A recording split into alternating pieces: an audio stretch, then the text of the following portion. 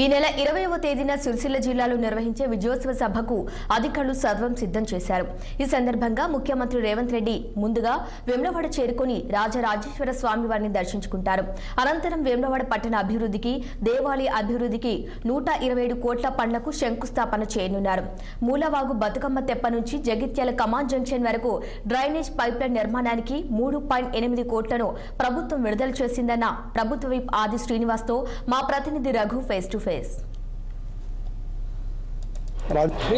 రాజన్న సిరిసిల్ల జిల్లా వేములవాడలో రేపు సీఎం గారు యనుమల రేవంత్ రెడ్డి గారు పర్యటించున్నారు. ఇప్పుడు ప్రస్తుతానికి రేపటి పర్యటన గురించి మాతో మాట్లాడడానికి ప్రభుత్వ విప్ ఆ శ్రీనివాస్ గారు ఉన్నారు.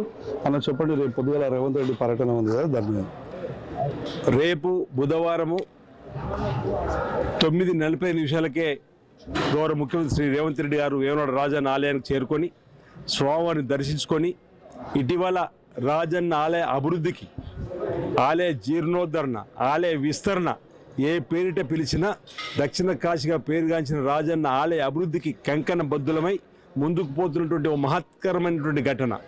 గుండెలు ఉప్పొంగే సమయంలో స్వామివారి ఆలయంలో భూమి పూజ కావింపు చేసుకొని తదుపరి రాజన్న సిరిసిల్ల జిల్లాకు సంబంధించి, వేనాడుకు సంబంధించి అనేక అభివృద్ధి కార్యక్రమాలు, సిరిసిల్లలో ఎస్పీ గారి కార్యాలయము, హాస్పిటల్కి సంబంధించినటువంటి భవన నిర్మాణము, హాస్టల్కి సంబంధించినటువంటి భవన నిర్మాణము, నేతల చిరకాల కోరిక 50 కోట్లతో యార్డు డిపో మంజూరైనటువంటి దానికి ప్రారంభోత్సవం, మేడిపల్లి ప్రజల చిరకాల కోరిక జూనియర్ కాలేజీకి సంబంధించినటువంటి ప్రారంభోత్సవం, అదేవిధంగా రుద్రంగిలో ఏటీసీ అడ్వాన్స్ టెక్నాలజీ సెంటర్ వచ్చింది, దానికి ఇతరత్ర అభివృద్ధి కార్యక్రమాలు భూమి పూజ చేసుకొని 10:30 ఆ ప్రాంతంలో ప్రజలను ఉద్దేశించి వారు ఈ సభా స్థలం నుంచి మాట్లాడడం జరుగుతుంది. కాబట్టి పెద్ద ఎత్తున ప్రజలందరూ కూడా తరలివచ్చి ఈ గౌరవ ముఖ్యమంత్రి, పలువురు మంత్రులు పాల్గొనేటువంటి సభను విజయవంతం చేయాల్సి కోరుతా ఉన్నా.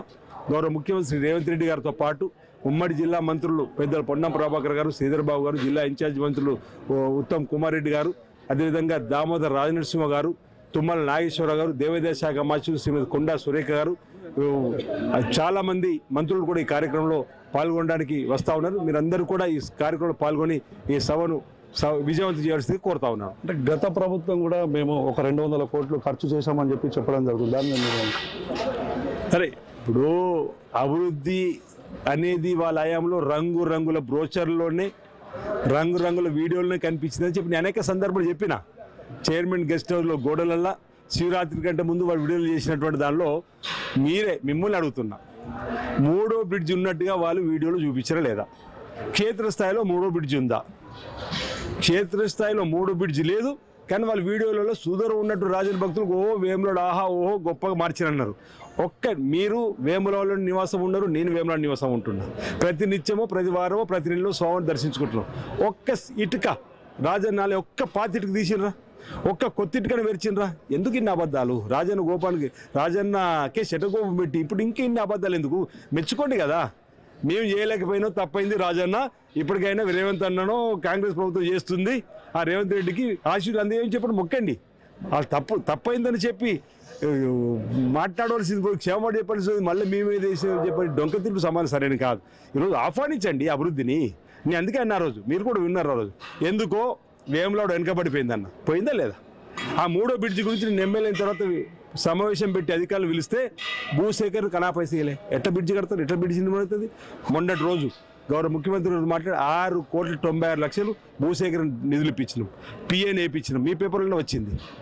ఈరోజు మీరు అడిగిన దానికి చెప్తున్నారు. జూన్ 22, 2018 నన్ను ఓడగొట్టాడు. అప్పుడు నీళ్ళమంది హరీశ్రావు వచ్చి కలిగొట్ట సూరం ప్రాజెక్టులో ఫౌండేషన్ స్టోన్ వేసిపోయిండు.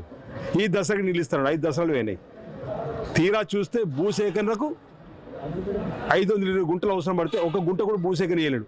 ఎట్లా నిర్మాణం జరుగుతాయి కుడియడమ కాలాలు? ఈరోజు శుద్ధి ప్రభుత్వం ఉంది. ఈరోజు పేపర్ తిరిగేయండి, ఇంగ్లీష్ తెలుగు పేపర్లలో 520 ఎకరాలు భూసేకరణ ఇప్పించినాం.